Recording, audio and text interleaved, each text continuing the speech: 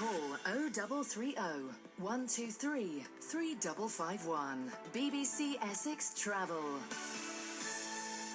Well, I tell you what, this is such a great story. A dog that was brought as a normal household pet has now been awarded the animal equivalent of an OBE for outstanding devotion to her disabled owner.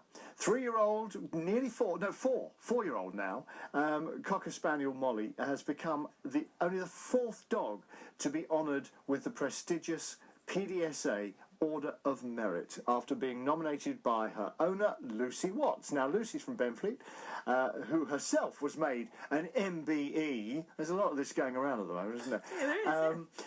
In last year's New Year's Honours list, has the connective tissue disorder Ehlers-Danlos syndrome. And Lucy and Molly are with me in the studio. And Molly is gorgeous, isn't she? Tell me Molly's story.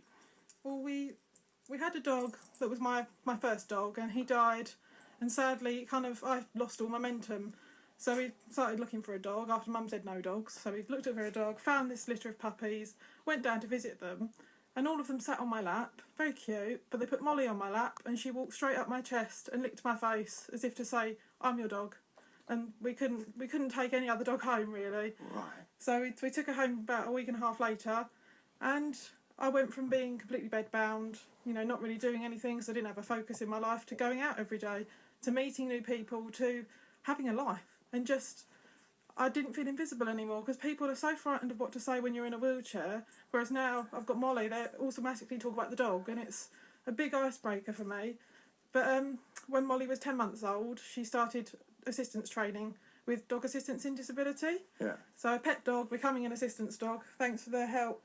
And she recently qualified, in the 6th of September last year. So she now comes everywhere with me and helps me. Because I've come across canine partners before, and they're great. And this one, they take your own dog and train your own dog. Yeah, so they partner you with a volunteer trainer, and the volunteer trainer tells you what to work on, helps you work on it, and then you go away and do it all yourself.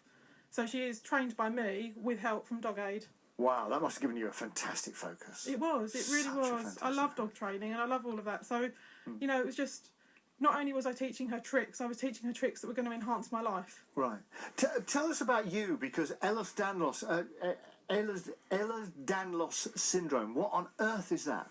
It's a genetic connective tissue disorder. So the collagen, instead of being like glue, is like over-chewed chewing gum. So when it stretches, it either tears or it never regains its shape. So what does that mean for you? My gut has failed. I'm fed via a line into my heart. I've got stoma bags because none of my internal organs work. Right. The automatic processes in my body are all affected. So there's quite a wide range of different problems. And recently I was also found out that I have a rare neuromuscular disorder as well, which explains why I didn't really fit the EDS bracket, because I've obviously got something else going on as well. Right. So what sort of ability have you got to move at the moment? Because obviously your upper part is working fine, isn't it? Yeah. Yeah, I mean, I'm weak. My muscles are weak, but I can do little bits. But it's just that I can't walk or stand or, dress myself or anything like that. So I'm limited to what I can do. I have 24-hour care at home. Right. But Molly just reduces my dependence on them just by a little bit. What can she... I mean, she's looking at me. She's giving me an old-fashioned look there. And she's just on the floor, but has got both feet up on the chair. She's looking you lovingly in the eyes at the moment, saying, well, what are we doing here then? What does she do for you? Well, she picks up dropped items, fetches the post, loads and unloads the washing machine. She will completely undress me. She can, the door buttons, she'll press the door buttons for me so that I can open the doors. And she does all sorts. But she also taught herself a task, and that she will alert me 3 to 4 hours before my temperature spikes, and I don't get early warning signs of an infection. So that means something is seriously wrong. So if she starts licking my hands and arms and is all over me like a rash, I know something's happening, and obviously I can take action. Really? So, you see, we've heard about this, haven't we? Dogs being able to recognise when something's going wrong with a human. So yeah. Molly is living proof of that. Yeah, she is. And that we've never trained it or reinforced it. It's something that she does completely by herself. Tell me about the PDSA, the gong.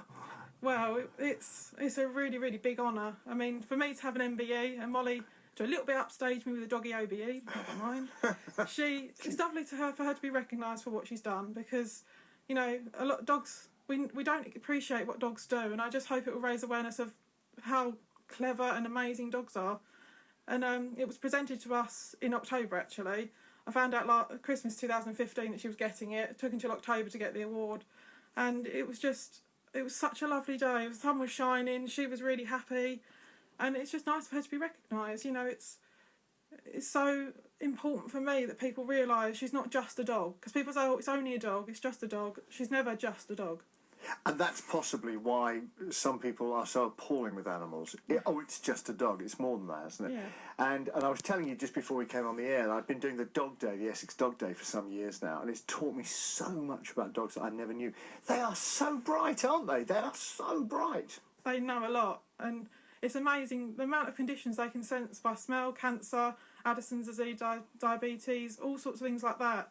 But just by your scent and being able to find these changes in your scent, they can monitor your condition. Right. And like Molly's always monitoring me. She's always, you know, keeping one eye on me. If she hears me move in the night, she's right next to me, checking on me. She never really switches off. No, I saw that as you were coming in, and you know our team were with you, and your mum was with you as well. And all right, she was very interested in her surroundings, but her main focus was you. She didn't take her eyes off you. Few seconds away, then back to you again, just to check that you were all right. Yeah. All the time you were coming into the studio. Yeah, she was always on guard. And you know, if I drop something, she's there in an instant. And she's picked it up. It's like, even though she's not on like working all the time, she's not a working dog all the time, but she never really switches off. Tell me about your MBE, because I think we don't want Molly to get too big-headed about this, do we, really? So, what about you? How did that happen? Well, it was actually through Molly. I would never have had the confidence to have spoke publicly, let alone go to all these events and give speeches in Parliament and things like that. I never would have done that, but the confidence she gave me where I was mixing with people and everything like that, when this opportunity presented itself to speak in Parliament, my mum said, no, she won't. And I said, well, actually, I'd like to. And that was the first speech I'd ever given. In the whole of my life, I'd never, ever stood up and spoke in front of people. And what did you say to them? What was the message? Well, it was about the transition period between children's and adult services. So, right. You know, trying to improve that transition period, because at the moment, and in not every case, but a lot of cases, you're kind of thrust into adult services, no support, and it's a world away from children's services. Yeah. And kind of my work went from there. I now work with 7 charities. So I'm always busy, always doing something, giving speeches, writing, proofreading articles, anything that really comes along that I can do, I do it. And that's why I got my MBE last year. Life is good. It is. Life is really good. And you got Molly with you as well all the time? Yeah. Fantastic. Did you give her a little treats for this? Or I mean, has she got a medal to pin on? Does she understand what's going on? Or can I have a look? Yeah. There's her. Oh, that's very nice, isn't it? A nice silver medal. What does it say? I can't quite see it. It says PDSA Order of Merit. And then on the back, it says Molly for being a loyal companion and enriching the life of her owner. That's lovely. Does she ever wear it?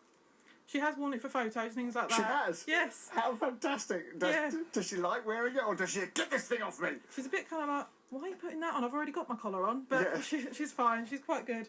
She's used to me putting things on her. She's just great, isn't she? Is this the way forward? Just using dogs more and properly, do you think? Yeah. Properly. There's no limit to what dogs can do. We're always finding out new things. I mean, if you think about what dogs are used for, there's therapy dogs to go into care homes, hospitals, places like that. Then there's the assistance dogs, from guide dogs to hearing dogs to disability assistance dogs, medical detection dogs, autism assistance dogs, community dogs, Alzheimer's dogs. There's no limits to what they can do. Absolutely fantastic. How do you get that message across, though? How do you get people to invest in it more and have... Do you know what we were talking about last night? Or was it the night before? I can't remember. We were talking about dog fighting in Essex, you know? And there were 110 reported cases of dog fighting in Essex. So there's that side of people just exploiting dogs, using them, killing them, in fact. And there's the other side of it as well. So a lot of work's got to be done, hasn't it? Yeah, I mean, improving all dogs' lives, you know... It's no good having a dog, keeping it in a house all the day and expecting it to behave all the time. You know, they need exercise, they need mental stimulation. And a lot of people will say, you know, oh, the dog doesn't enjoy being a working dog. They love it. What? It's a fantastic Who game. says that? I've heard it quite a few times. They can't be happy being a working dog, but to them it's all a game. They do something, they get a treat, they get a fuss, they get praise, they get a game. This is everything to them. And they're using their brains as well. And dogs need to use their brains, don't Yeah, they do. And their training never really stops. You can always teach them new tasks and new tricks. And Lucy, what are your ambitions? I just hope I can continue with my work and continue raising awareness of all the causes and all the issues that I you know, worked so hard in now, and to kind of expand my work. There's things I want to do for myself. I mean, we're filming a documentary at the moment. I've got plans for other kind of projects. I've just been asked to be a project advisor on a research project as well, if it gets funded. So please let it be funded. Yeah. So yeah, it's just continuing with my work. Lucy, thank you so much for coming in. It's been really nice. And I know it's taken a bit of an effort to come in here. So I really appreciate you coming in, because it's so much nicer to meet you than just talk to you down the phone. And also, it's been great meeting Molly as well. Yeah. And she is... Just don't let her anywhere near me, because you will never see her again. She is absolutely fabulous. Lucy, thank you for coming in. And Molly, congratulations. Yeah, good girl. Does she get... I mean, you've got MBE after your name. Yeah, well, she'll get OOM. OOM. Molly double O. Yeah.